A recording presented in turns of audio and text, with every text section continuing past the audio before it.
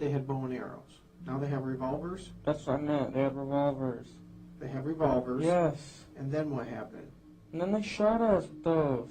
Following this exchange, Ryan would change. Ryan, where your gunshot wound? Huh? Point me out. They had revolvers. They shot y'all. Where'd they shoot you? I don't believe you.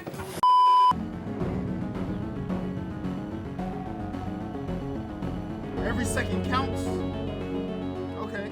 In 2006, Heather Kwan was a 21-year-old college student living in the small residential town of Desert Hills in Arizona. From a very young age, Heather was someone who always seemed to give her friendship to the people who needed it the most. The plot twist People is who were crazy. hurting Don't on spoil the it. inside, No spoilers. or who society had kind of forgotten about. This is why when she was a teenager and a young adult, she would often spend her weekends volunteering her time with underprivileged children. It's also why she aspired to go to law school and become a defense lawyer, because she loved the idea of professionally helping people that desperately needed her help. She lived in a rental home with her boyfriend, who was 18 years old. His name was Ryan Waller, and amongst other things, he was a huge gun enthusiast and a student. That year, the couple...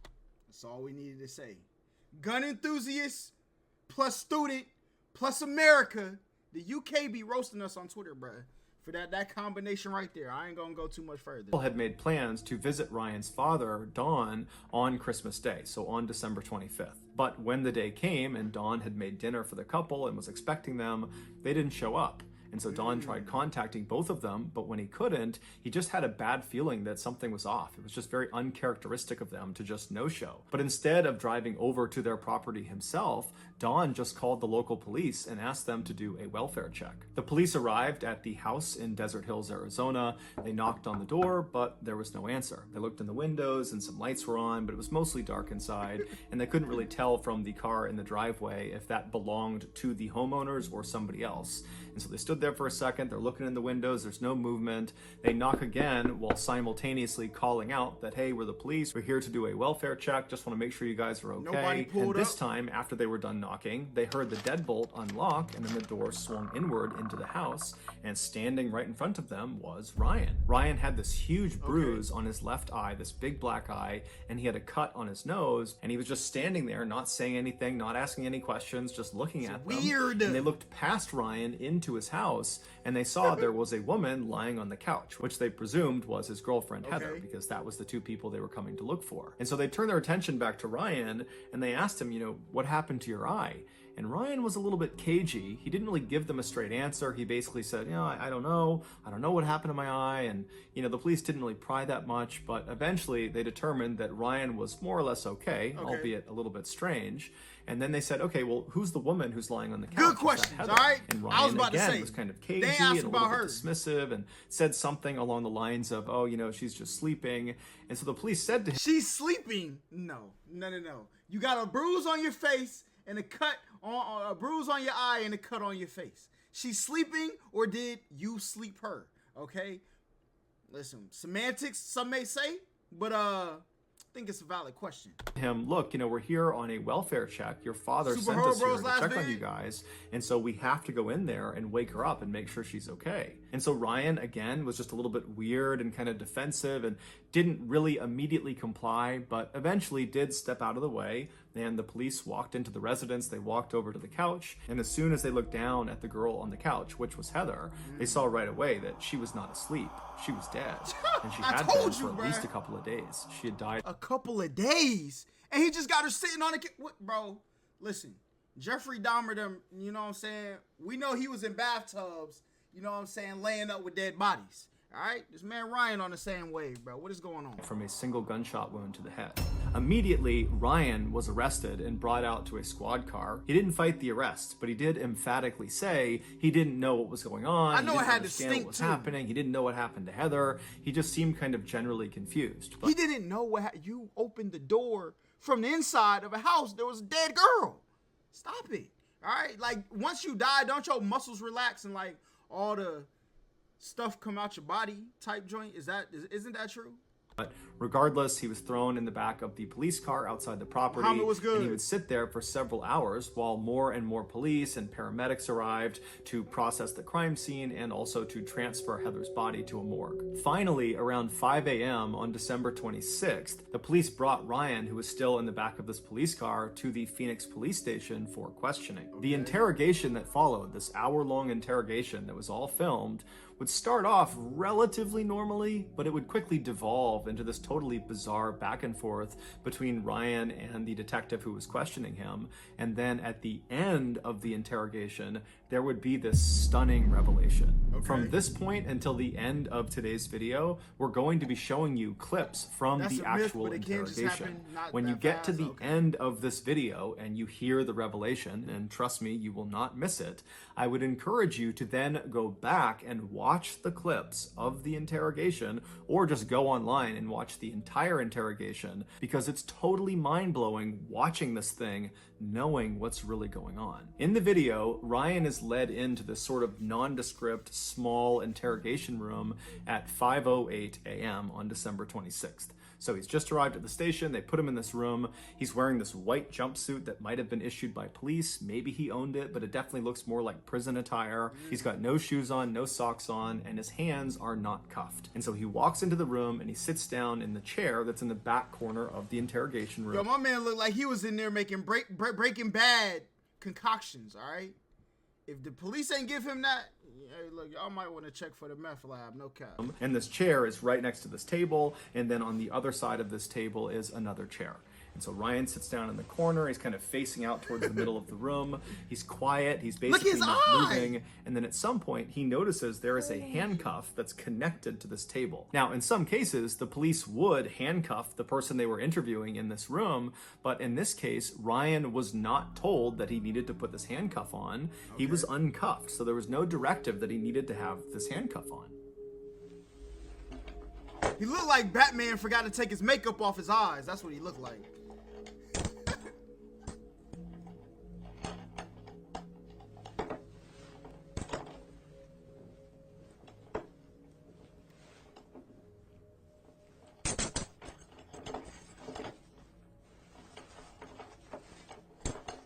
Cuffing yourself is nuts.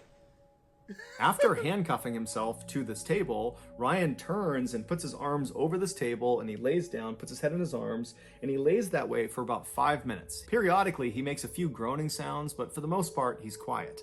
And then all of a sudden, as he's laying there, he suddenly makes a fairly loud moaning sound, and he stands up in his chair like he's gonna walk out of the room, but as soon as he starts to walk away, the handcuff stops him. The handcuff that he was not told to put on. And so he's stuck against this table, but he doesn't seem fazed by it. He looks man, almost he's confused by what's dumb. happening, but he doesn't dwell on it for very long. Instead, he just reaches across the table and grabs a blank piece of paper, and then he just sits back down in the seat, he crosses his legs, and he starts looking at this piece of paper. At 5:17 a.m. Nah. Okay, look, chat.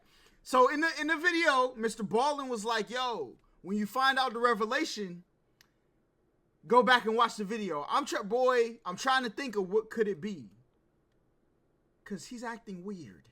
So roughly 9 minutes into this interrogation, which really hasn't even started yet, Ryan is intently looking at this blank piece of paper when a detective walks into the interrogation room. This detective was named Dalton, and he informs Ryan that they're going to be taking pictures of his feet, and so he needs to put his feet up on the table that's right next to him. Ryan at first acts very confused and doesn't really understand what's happening, but he eventually complies and he puts his feet up on the table, and by the time his feet are up there, another officer walks into the interrogation room, and he's got a camera and he's got this big kit with him, and he would begin about a 10-minute long process of photographing Ryan's feet and also swabbing Ryan's feet. During this 10-minute session, Dalton stays in the room, and so Ryan periodically asks him if he can just leave and go home, seemingly unaware of how serious this situation really was for him. And when Dalton would tell him, "No, you can't leave," Ryan would act totally frustrated and kind of angry and upset, kind of like how a child would act if they were told they couldn't have something they really wanted to. At 5:28 a.m., after this 10-minute session is complete and they've photographed and swabbed Ryan's feet,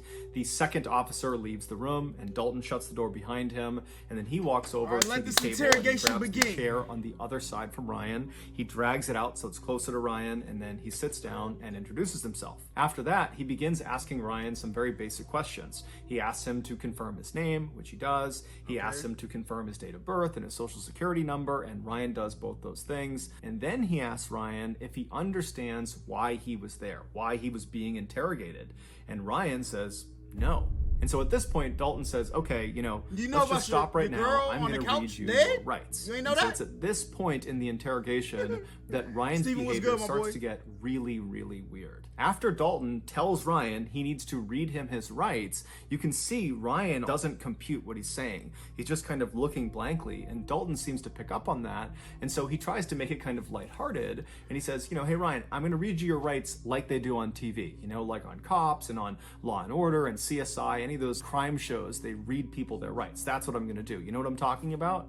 And Ryan just goes, no. And Dalton's kind of confused. He's like, you haven't seen any cop show where they read people their rights? And at this, Ryan kind of changes his behavior, and suddenly he's not as robotic, he's a little bit defensive looking, and he says, oh, yeah, I have, yeah. At this, it's pretty obvious to Dalton that Ryan is lying about something that is totally insignificant, whether or not he's seen true crime TV shows. It really just didn't matter at all. And there's this weird hesitation where both of them are just kind of being quiet for a minute. It's like Dalton knows he's lying about it, and Ryan just seems totally confused. And then ultimately, Dalton just decides to not key in on this kind of weird lie that Ryan has just told.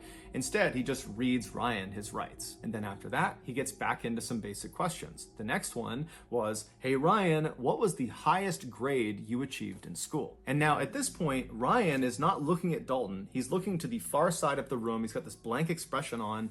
And when he's asked this question, he just says, I don't know. And Dalton's like, you don't know? Nah, the last dude was seeing demons and ate his neighbor's face. All right? Y'all seen that, the frat boy, all right? He was, listen, his neighbor. This boy was reading a blank sheet of paper. I don't know what hieroglyphics was on there. Now my man staring at corner. Bro, listen, y'all can say y'all don't believe in demons if y'all want, all right? Them joints is alive and well.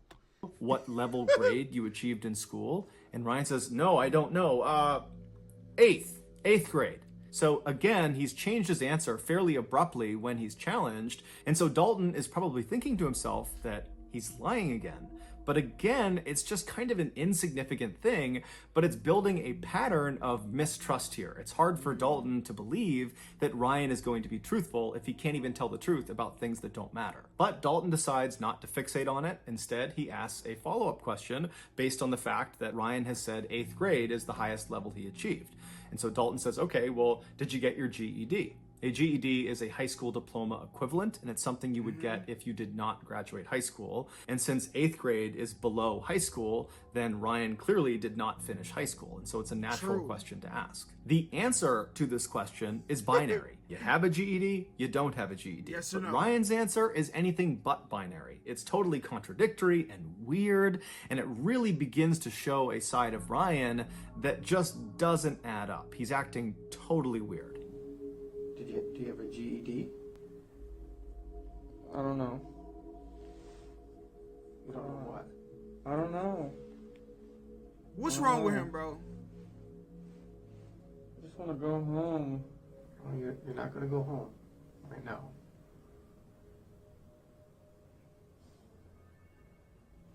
Like, I'm trying to guess the twist, So what? but like drugs What's the doesn't highest seem grade like that you a completed? twist that you would be like, yo, wait till you hear what happened. No. Not grade, as in letter grade. I'm asking, did you graduate high school? No. And the highest you went was 8th grade?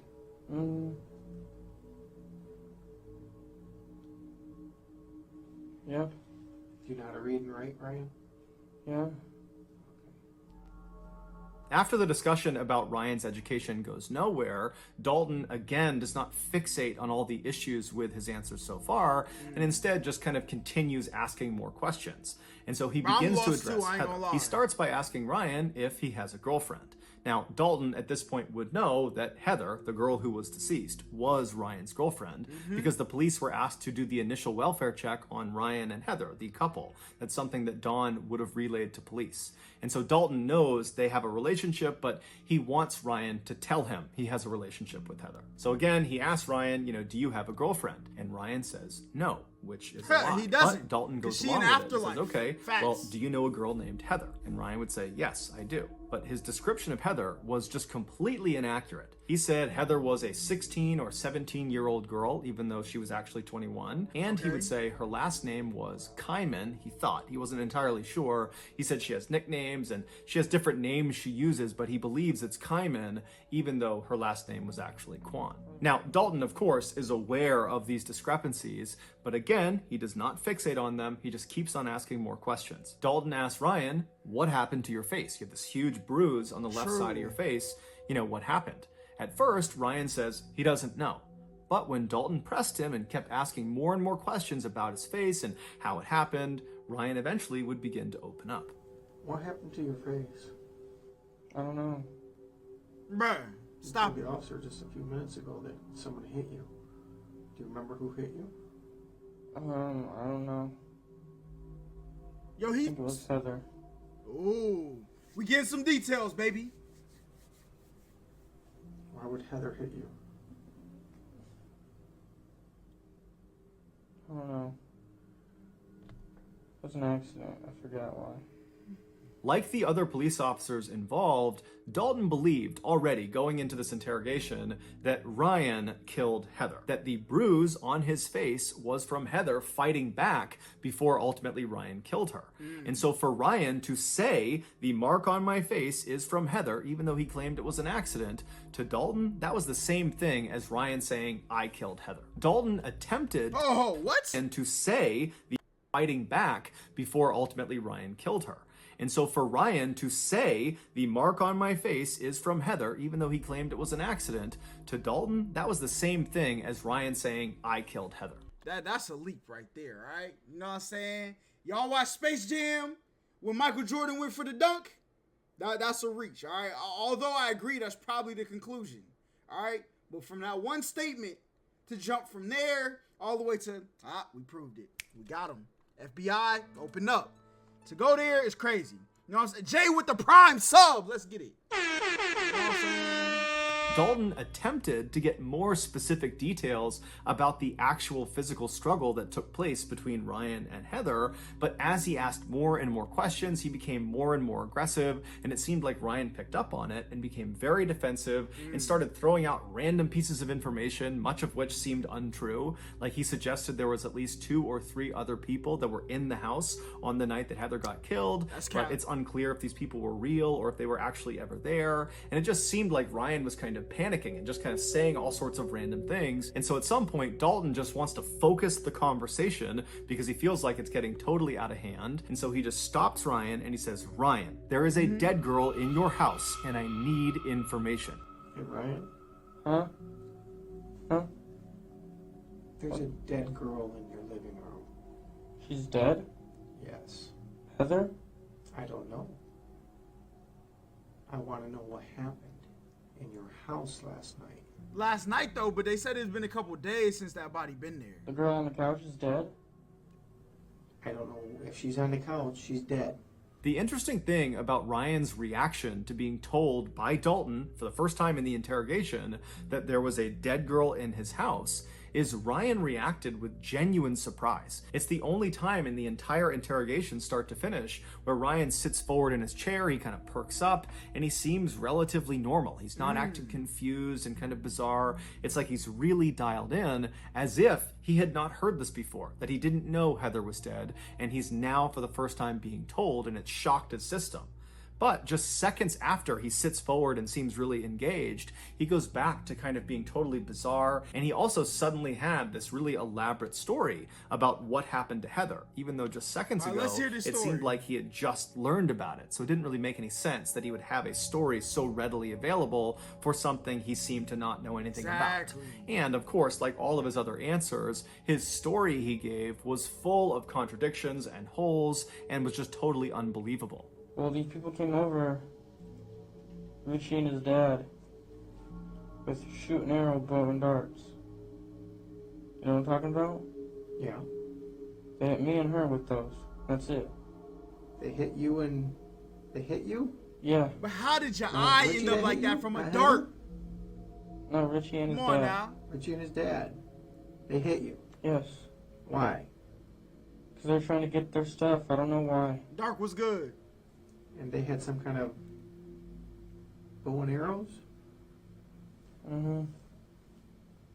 They each had 2 revolvers and they didn't let off any shells. Bro, what is he talking Okay, about? you just said they had bow and arrows. Now they have revolvers? That's what I meant. They had revolvers. They have revolvers. Yes. And then what happened? And then they shot us with those. Following this exchange, Ryan would change Ryan, where your gunshot wound? Huh? Point me out. They had revolvers. They shot y'all. Where'd they shoot you? Simple questions that should have simple answers, bro. That's why I would have hit him. his story again and would say, actually, they didn't shoot me. They just shot Heather. They put me in a sleeper hold. But when Dalton asked him, what do you mean sleeper hold? Ryan said, oh, I don't know what a sleeper hold is. And then eventually Ryan would actually just ditch the sleeper hold narrative and go back to the Richie and his father. They came in and they shot both of us. At this point, Ryan's story has become so convoluted and it's changed so many times that it's just totally unbelievable. And so Dalton, who was doing his best to kind of go along with Ryan's story, at this point just can't even pretend anymore. He cannot pretend that he's following this story. It doesn't make any sense. You're telling me you're all over the board here, number one. You're saying bows and arrows, you're saying revolvers, and you're saying some other thing, and you're saying they shot you in the eye. Okay? With a They bullet, shot you with a and it revolver bounced in your off. eye. Yes. And that's Is it a BB gun? No, it was a real gun, man. It was just a If they revolver. shot you in the eye with a revolver, you wouldn't be talking to me right now. How do you know? It was most likely you'd be dead. That's what I thought too, man. I really don't know. So you got shot first, Uh-huh. and what happened? Did you fall to the ground? Yeah, I was trying to get up and I couldn't. I don't Okay. know. And then she got shot? Mm-hmm. What did you do? Nothing. Did you call 911? Uh-uh. Did you see if she was alive? She was sleeping still, and that's it. I just let her sleep. She got shot in the side of the face and you let her sleep? Son, what? This does not make sense, Ryan. After this exchange, Dalton just goes full bad cop on Ryan, openly accusing him of shooting and killing Heather, and Ryan just continues to say he doesn't know anything, that he didn't do it, and his answers are just totally nonsensical and contradictory, and nothing is making sense. And so finally, at 5:52 a.m., roughly 45 minutes into this interrogation, Dalton is just at a loss. He does not know how to handle Ryan, because even though he really believes he did it, nothing Ryan has said has incriminated him. Bro, I would've because called in another nothing Ryan detective. has Somebody said else makes gonna have to any take care of sense. this. And so he's sitting there kind of thinking what he's going to do next. And Yo, look, we get 200K, I'm going to Headless Valley for sure, 100%. then Dalton notices something. He notices something on Ryan's face. And he tells Ryan to come closer. He needs to look at it. Let me see your nose. Put your legs down. Put your legs down. My man trying to put his legs up in the air for the cop? Oh, he's done. Oh, my head hurts. Okay.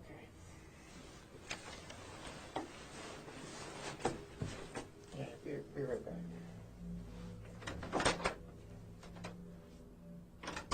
What Dalton had finally just discovered were 4 bullet holes in Ryan's face. That's crazy. Nah, that's crazy. He tried to tell you. You didn't listen. God did. Yeah, that was a horrible use of that quote right there. I ain't gonna lie. So they seen this big old thing on his eye. Never took him to a medical examiner or nothing. That's 4 bullet holes? What? My man's still walking? He's doing this with bullets in his brain? Face and head. Ryan had committed no crime. He was a victim the same way Heather was a victim, but somehow Ryan had survived the attack. On December 23rd, so 2 days before the welfare check, That's two men crazy. attempted to break into Ryan and Heather's house. They were 23-year-old Richie Carver and his 54-year-old father. He was telling the truth? Oh, son, that is insane. He got shot. They had to have like a 22, bro. Them, can revolvers even? What? Larry Carver, the same Richie and Richie's father that Ryan had mentioned during the interrogation. They were there because of an altercation that had occurred between Richie and the couple about a month earlier. During that time, Richie was actually living with Ryan and Heather, but apparently he began hitting on Heather, and Heather told Ryan, and Ryan got really mad about it, and Ryan and Richie got in this big fight, and ultimately Ryan kicks Richie out of the house. Now, this totally This is infuriates nuts. Richie and is very embarrassing for Richie, and so right away he begins plotting his revenge. And so on December 23rd, Richie and his father, they were there to carry out this revenge plot. Okay. When the father and son got to the back of Ryan and Heather's house, Ryan saw them at the back door through the glass door that was near their kitchen, and he ran over to try to stop them from getting inside. But Richie and Larry managed to barely get open the door, and Richie reached in with his hand, which was carrying a gun, and he shot Ryan point blank twice in the face. The first bullet went in through his nose and then out the other side of his nose, so that's the first 2 bullet holes. And then that bullet traveled back into his head through his left eye into his brain where it got lodged. And along with the bullet, 6 pieces of his skull that broke off from this bullet went inside of his brain as well. So that's the first 3 bullet holes. And then the second bullet that was fired into Ryan's head hit the side of his head. It did not penetrate into his skull. So the bullet didn't lodge anywhere inside of his brain. However, it did break off a piece of his skull. And so that was the 4th bullet hole. Ryan dropped to the ground. Yo, nah. This man got adamantium in his body, bruh. Regenerating, not letting him die. This boy, he low-key Deadpool. Come on now, what we talking about? Forget Wolverine. My man Deadpool. You know what I'm saying? He was unconscious. They assumed he was dead. They managed to force the door the rest of the way open. They stepped inside, they stepped over Ryan's body, and they walked into the living room where Heather was cowering on the sofa, and Richie just immediately walked up, put a gun to her head, and fired a single shot. Look at my man. After she had fallen to the ground, the 2 men stole some things in the house and then fled the scene. They would ultimately get caught, and they're both currently serving life sentences. It's believed Heather died instantly from her gunshot wound, but Ryan didn't. At some point, maybe a couple of hours after he was shot, he woke up, but he had severe brain damage and he wouldn't have known what was going on. He didn't really know what happened, and he saw his girlfriend Heather lying on the couch. Yo, what kind of, whatever plot armor he got is crazy. Man, I need some of that, boy. No But he cap. thought she was just sleeping, and so he too went to his bedroom and he fell asleep. But the next morning, he woke up and he still would have had no idea what was going on, and he spent the day on the 24th just kind of wandering around his house with his girlfriend lying dead on the couch. And so after a full day of just kind of mindlessly walking around his house, he went back to bed. Bro, the whole time I thought this man was a criminal. I was like trying to picture in my head, like, what could he have done and be acting like this? Whole time, you're a victim. And then he got up on Christmas Day on the 25th and spent another day just kind of walking about his house with his girlfriend, who he believed was sleeping, but really she was dead.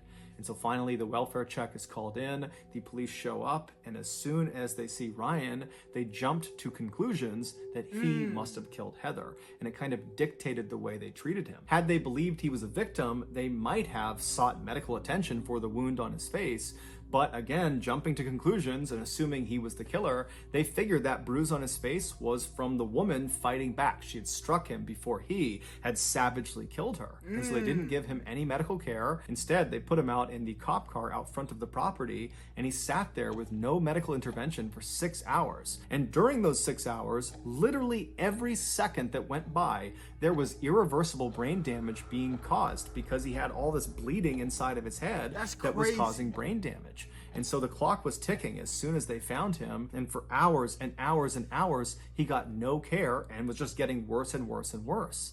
And so finally, he goes to the police station, and again, they do not give him any medical care. Instead, they interrogate him for almost 2 hours. Well, I agree. Like, what else would you have done? But, like, they should at least check the thing, though, especially if he made claims that he got shot in the face. Like, that was, hold up. Like, it took him a minute. He ended up checking, but, like, I feel like that kind of should have got checked before, you know what I'm saying?